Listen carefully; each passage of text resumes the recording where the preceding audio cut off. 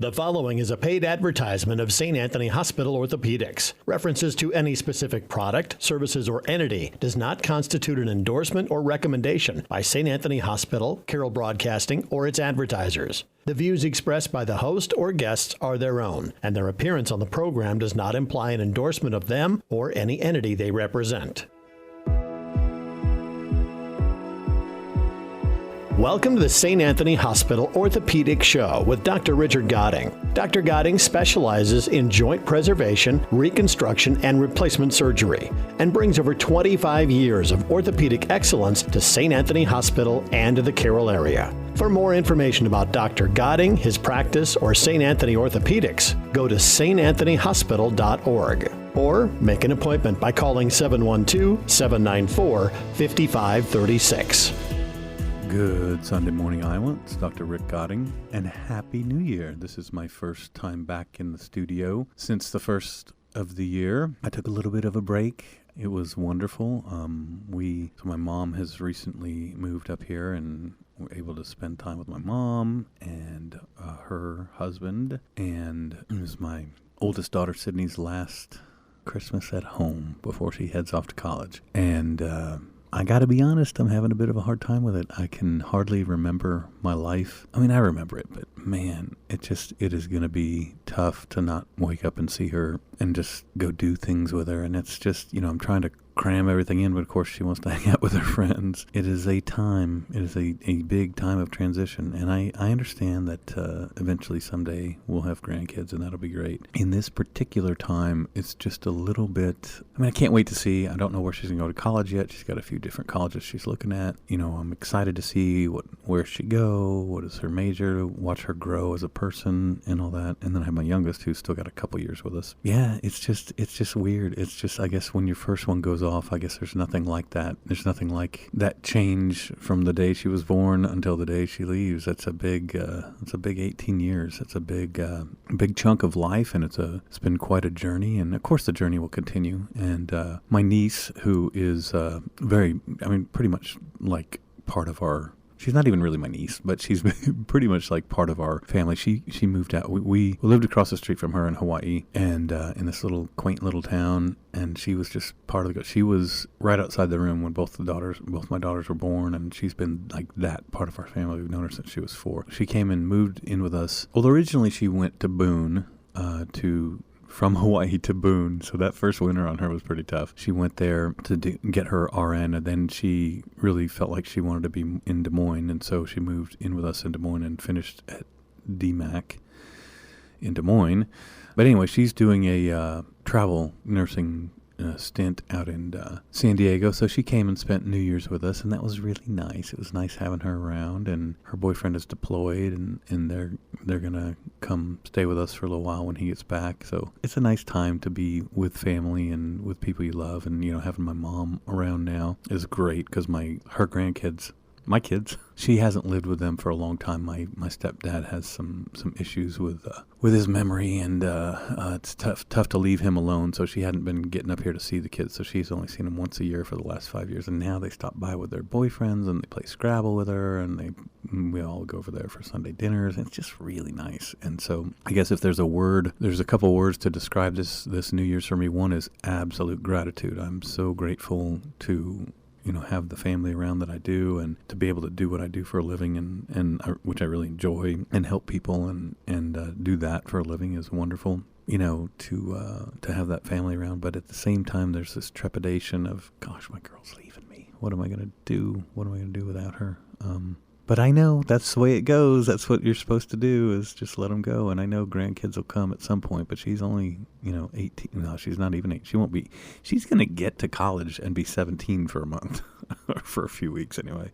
So that's going to be crazy. I would guess it's a good 10 years before we have any grandkids. So I guess my niece could have some before then, so we could have pseudo grandkids. But anyway, that's how my year is going. I hope your year is additionally filled with gratitude, and I hope that you had a good holiday season, and I hope you're excited about the possibilities of the new year. So I'm going to start with, okay, it's winter. We've had a little break from the precipitation, but ice is coming back. And again, I say this, I was an avid surfer for couple decades and, living in Hawaii and places like that, what they say in surfing is when in doubt, don't go out. That means if you're looking at the waves and you're thinking, that's kind of right at the edge of what I'm capable of, don't go out because it could get bigger. So just if there's any trepidation, just don't go out. That's what I would say about weather when you get to be at least in your 60s and certainly in your 70s. I mean, if you have any trepidation at all,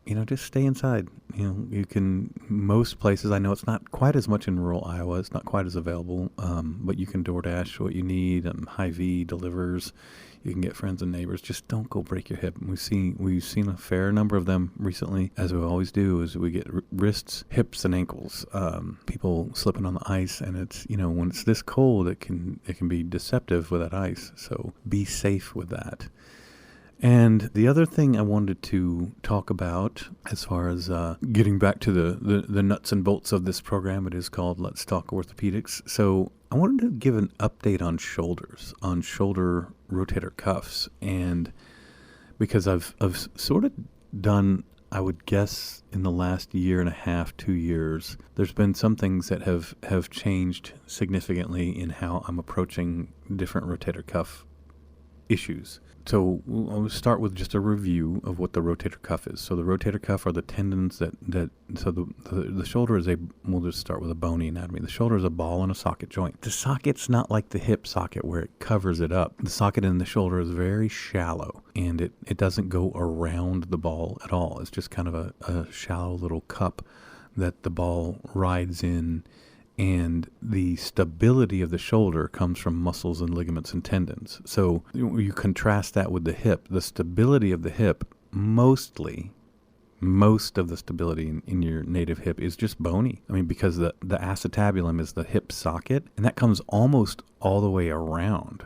It covers a significant amount of the head of the femur. So, it's not as easy to dislocate a hip. You almost never see hip dislocation. Hip dislocations occur much more frequently after you've had a hip replacement, but even then it's rare. But a person doesn't just fall and dislocate their hip. That doesn't happen. You can definitely fall and dislocate your shoulder. And hip dislocations can happen, but they're just super rare because of that bony architecture. So in the shoulder, you are really counting on your tendons and ligaments and the capsule itself. The capsule is the material that kind of holds, so the first layer, shall we say. So you have the socket. It's bony. There's a little lip around it we call the labrum. The biceps comes in and attaches to that. Then you have the capsule.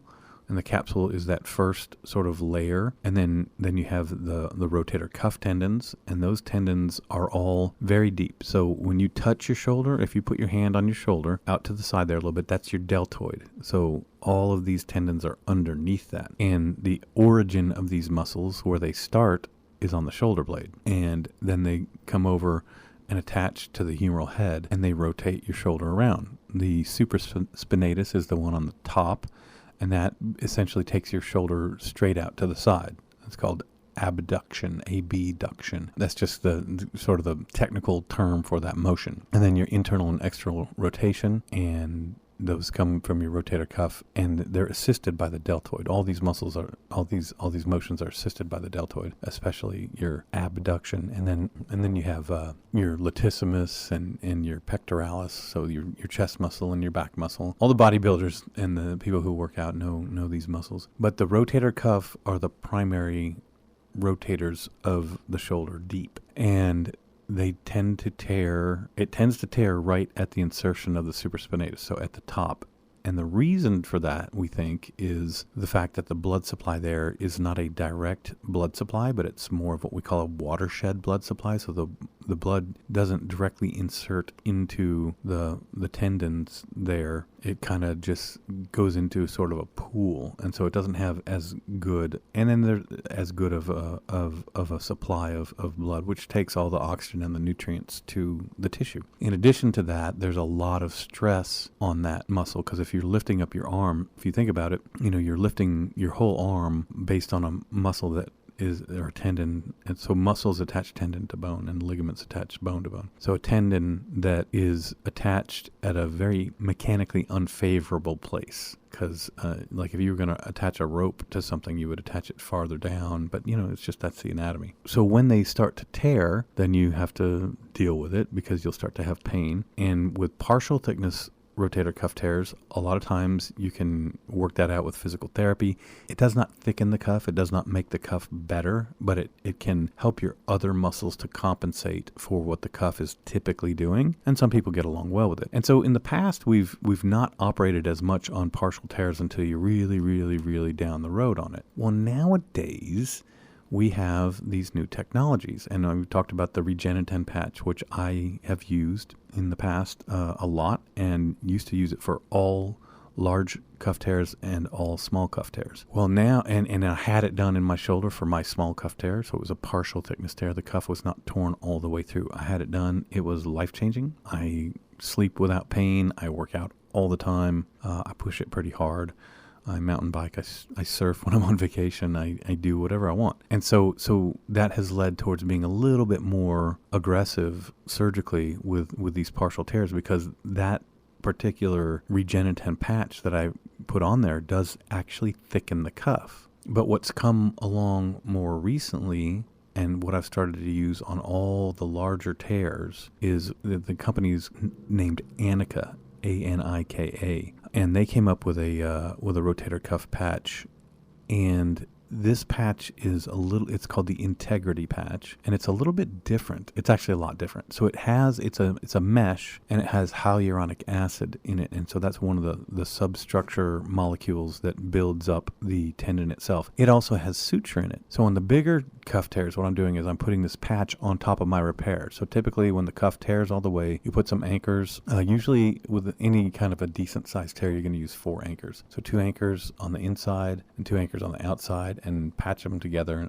and it's called a speed bridge, and that tacks it down very nicely. But now on top of that, I've been putting this Anika patch, and so what that does is that mesh gives it some strength, and then it integrates into and strengthens up the cuff. So I've still been using the Regeniten mostly for the partial tears, but I am going to talk to some of the guys who designed it and using the Anika patch, and I might consider starting to go with that even for my partial tears. But at this point, I'm still using the Anika patch, the patch that is suture material and biologic material. I'm using that on all the large cuff tears, and so that's kind of it's a big change, and I think it's just another advancement on how we're approaching things. And then I've started to use a continuous passive motion machine. So this is a chair that they'll bring to your house, and I use this certainly on all the big cuffs that I put the Anika patch on. And what it does is it allows you to have your arm moved for you. So in a large cuff tear,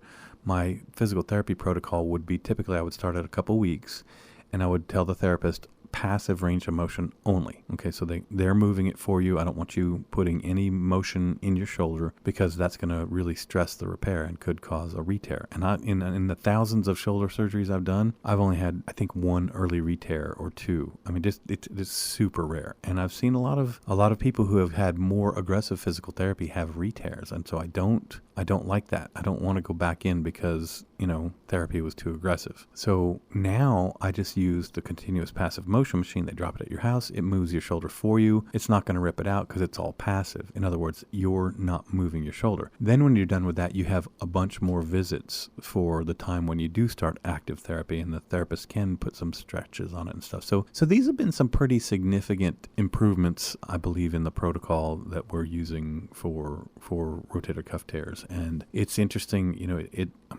medicine continues to advance. Sometimes it's just slow, steady progress like this. I think this is all stuff that's really good and significantly good, but it's not a game changer like the Mako robot in the shoulder, in the knees and hips. By the way, Mako is supposedly going to start being available for use in shoulders. We'll see. They've been talking about it for a while, and they said, this is the year, so we may start to do robotic shoulders. I would do that on my reverses, but not on my totals, and that's a whole different discussion as to why. it's because the total that I use is a resurfacing type of total, so it's kind of a different mechanism altogether. But yeah, so that's what we're doing. That's what I'm doing differently, and that's why I'm doing it differently. And I continue to look back, 10 years and see what I was doing 10 years ago, and it continues to be more and more different, and these new things come out, and I don't jump on really big changes that are new. For instance, the company that I use for the resurfacing shoulder, it's excellent. I've been using it for, more than 10 years, and it has a great track record. Well, that company came out with a reverse total shoulder, and of course the rep said, oh, hey, you want to try our reverse? I said, no, I don't. I want that to go out and be tried in thousands of patients before I try it, because that's a big change. Here's a brand new, they've done a few studies and they thought it sounded good. And so, well, turns out that one isn't as good as the reverse isn't as good as they thought. And so I skipped out on that. I've been continuing to use the tried and true one that has been gone in hundreds of thousands of patients and does great. So I didn't change that. So one of the things you have to balance as a surgeon or as a physician is, what am I going to add and what am I going to pass on? And for me, anything that's really big, like is just a real dramatic change, and not like the robot. Like the robot was a no-brainer to start using that because there was no downside to it. But if you're going to change the type of implant you use for a joint to a new model that has not been tried, I think, that's not something I want to do.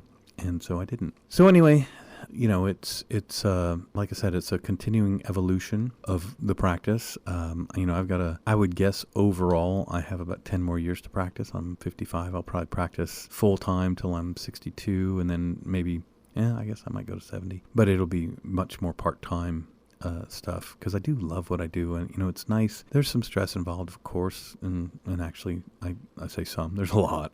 But at the same time, I go through a week in the office, and 99% of your patients or 95% of your patients are super happy and their lives are transformed. It's a good thing. It'll be tough to give that up, but I don't have to worry about that at least until my youngest is done with college. So that's another 6 years. I can talk about it in 6 years. So we like I said, we continue to evolve in how we're practicing, and new scientists and engineers and physicians are coming up with new things all the time. I was involved in that kind of stuff for a couple years when I was at the University of Illinois, but not been doing any research in the last 10 years here in Iowa. So just kind of letting the people in the academic centers and the companies come up with new stuff, and trying to determine what I want to add in and what I don't. And it usually comes down to, have there been